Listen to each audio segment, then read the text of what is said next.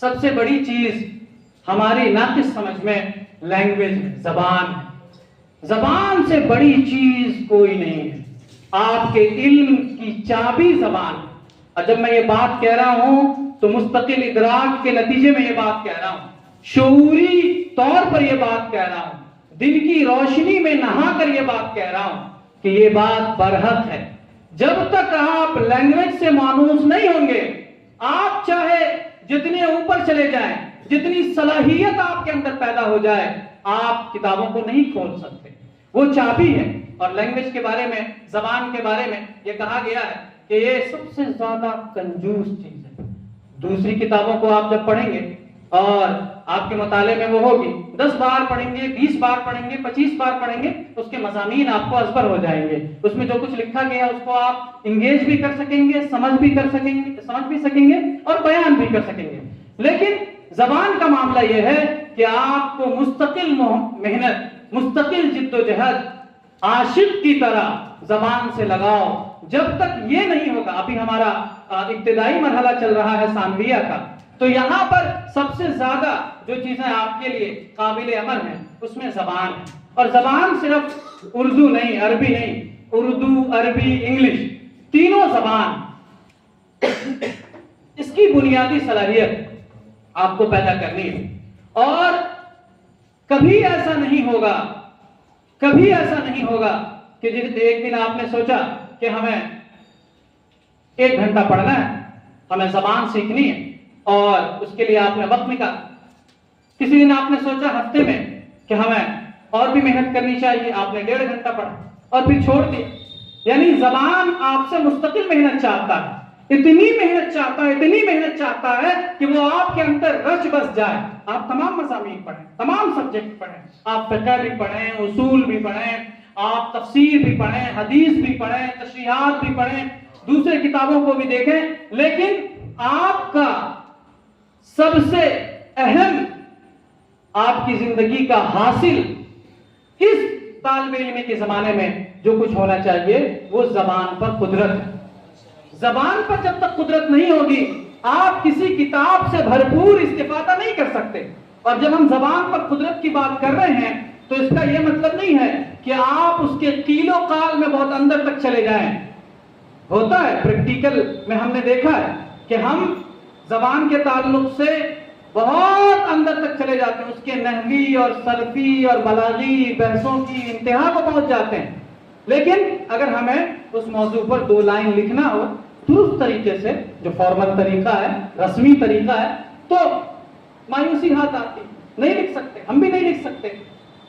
تو دوستوں اور بھائیوں، ہمارا اپنا تجربہ اور ناقص تجربہ یہ کہتا ہے کہ جس وقت میں آپ موجود ہیں اس میں آپ کا پہلا بنیادی کام یہ ہونا چاہیے کہ آپ زبان و ادب کو زیادہ سے زیادہ اہمیت دیں۔ یہی زمانہ ہے آپ کی زبان کی درستگی کا۔ اور ہمیں یہ بولتے ہوئے فخر محسوس ہو رہا ہے، درست لفظ تو یہ ہے کہ ہمارے علاقے میں ململ کا یہ امتیاز رہا ہے کہ یہاں زبان و ادب سے لوگوں کی پرانی دلچسپی رہی ہے، اور آج بھی اس زمانے میں بھی وہ باقی ہے اور جاری و ساری ہے۔ اور چشمہ فیض کا فیض نے اس علاقے میں زبان کی درستگی پر بہت کام کیا ہے۔ لوگوں کو جس طرح کی زبان کو بولتے تھے اس میں ایک رسمی زبان عطا کی ہے۔ تو جامعہ یہاں چشمہ فیض کا یہ امتیاز رہا ہے۔ تو آپ یہاں پر زبان و ادب پر محنت کریں، دوسرے سبجیکٹ بھی لیں، تو آپ کے لیے یہ ایک بات ہے۔ اب کیسے کریں گے اس پر محنت؟ ظاہر ہے بہت سارے لوگ مختلف زبانوں میں اچھے ہوں گے اور مختلف زبانوں میں ظاہر ہے ان کی دلچسپی کم ہوگی۔ تو آپ کے حساب سے، یعنی آپ کی دلچسپی کے حساب سے جو کتابیں، جو زبان آپ کو زیادہ اٹریکٹ کرتی ہیں، آپ کے لیے زیادہ مرغوب ہیں، آپ کو پڑھنے میں بہت مزہ آتا ہے، اس زبان کو پڑھیں۔ پریکٹیکل بات تو یہ ہے کہ آپ کو کسی نے بتا دیا کہ یہ کتاب بہت اہم ہے، جس کو پڑھنے سے آپ علم کا ایک بڑا حصہ، اس سے استفادہ ممکن ہو سکتا ہے، آپ حاصل کر سکتے ہیں، لیکن جب ہم پڑھنے بیٹھتے ہیں تو اس سبجیکٹ میں دلچسپی نہیں ہے، ہم صحیح ڈھنگ سے اس سے استفادہ نہیں کر سکتے۔ تو ابھی بنیادی صلاحیت کو ڈیولپ کرنے کے لیے اپنے اساتذہ کا سہارا لیں اور اس میں زبان کی اہمیت اور زبان کو بڑھانے میں جب مافی ضمیر کی ادائیگی بہت بڑی ہے، اور آپ کو یہاں محسوس ہوگا کہ آپ ایک خاص طرح کے لینگویج میں بندھے ہوئے ہیں۔ جب آپ باہر نکلیں گے تو ایسا محسوس ہوگا ارے ہم نے تو 10% لوگوں کے لیے پڑھا، 90% ایسی عوام ہے جو ہماری لینگویج کی نفسیات سے، ہمارے اٹھک بیٹھک سے، ہماری اپنی تہذیب سے، ہمارا جو پیش کرنے کا طریقہ ہے اس سے تو وہ واقف ہی نہیں ہے، وہ بات ہی نہیں پہنچ رہی ہے۔ تو آپ کو تو 90% جو لوگ ہیں اس کی تیاری کرنی ہے۔ مدرسہ میں پڑھنے والے تو 4%، 5%، 7%، 10% یہ عوام ہے۔ آپ جلسے میں بات کہہ سکتے ہیں، لیکن آپ کو اگر قائدانہ صلاحیت پیدا کرنی ہے تو آپ کو زبان پر قدرت حاصل کرنی ہے، اور زبان پر قدرت کے نتیجے میں، زبان پر قدرت کا مطلب یہ نہیں ہے کہ آپ شاعر بن جائیں، آپ ادیب بن جائیں، ایک خاص خیالی دنیا میں کھو جائیں اور وہاں پر آپ کی ساری تخلیقی صلاحیت لوگوں کے سامنے آئے، وہ بھی ممکن ہے، کوئی صاحب وہ بھی کرے۔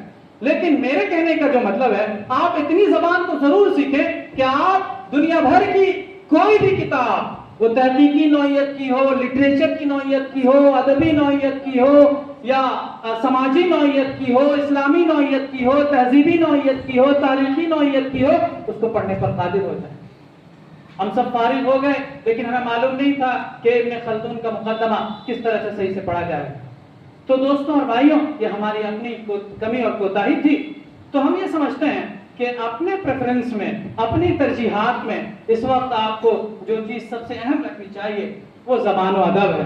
زبان و ادب کے ساتھ، زبان و ادب کا مطلب گرامر کی باریکی کو اس سے اپنے آپ کو ہر دن روشناس کرانا نہیں ہے۔ زبان و ادب کا مطلب میں یہ کہہ رہا ہوں کہ مطالعے کی سپیڈ بڑھائیں، یعنی جس لینگویج میں آپ کو یہ پسند آتا ہے کہ یہ لینگویج ہمارے لیے بہت اٹریکٹیو ہے، ہم کو بہت پسند ہے، اس زبان کی کتابیں پڑھیں۔ وہ لٹریچر ہو سکتی ہے، اسلامیات میں ہو سکتا ہے، فقہ ہو سکتا ہے، موضوع آپ انتخاب کریں، لیکن آپ کو زبان کی درستگی آنی چاہیے، اور خاص طور سے عربی جو ندوے کا امتیاز ہے اور ہمارا بھی امتیاز ہے۔ اور